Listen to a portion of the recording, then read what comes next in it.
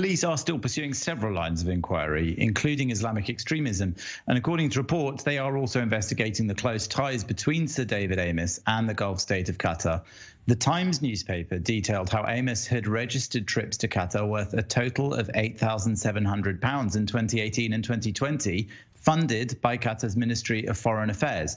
He was the chairman of the cross-party committee, which looked to foster good ties between Britain and Qatar, and had, in fact, just returned from a visit there last week. The Labour MP Chris Bryant has said that when he returned from that same trip last Wednesday, he had a pretty clear death threat in his email inbox. Mr. Bryant notified police, and a man was arrested over the weekend.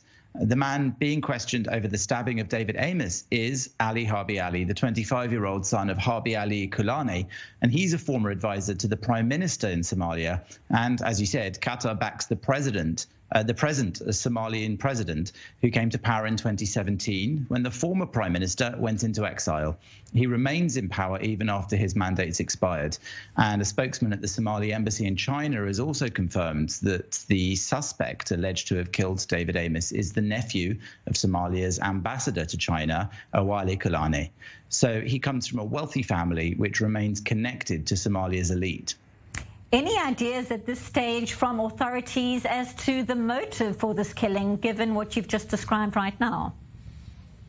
The suspect's father said that he's traumatized by what's happened, but a former friend of the suspect told the Sun newspaper that Ali was radicalized after watching online videos by convicted hate preacher Anjem Chowdhury. Now, Chowdhury has spoken since the murder, saying that Mr. Amess's connection to Israel may have inspired the terrorist attack which took his life. David Amess was a member of the Conservative Friends of Israel group and a campaigner for Holocaust education as well. Intelligence and police sources maintain that a specific clear reason for why David Amess was targeted still hasn't been established, though, and no connection's been made between the suspect and Al-Shabaab, the Somali-based jihadi terrorist group, nor any clear terrorist affiliation otherwise. So we still have to watch this space for more precise details as they come out about the investigation. Meanwhile, the family of Sir David Amess calling for peace, tolerance, kindness and love. Tell us more about their response and particularly how the public is reacting to this murder. Briefly, please.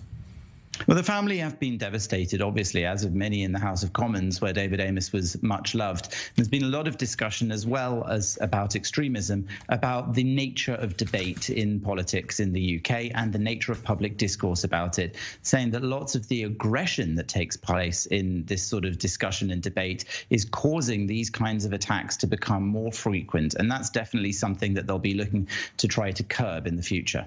Following all those developments, our UK correspondent Jonthan Sacerdoti live from London. Thanks, Jonthan.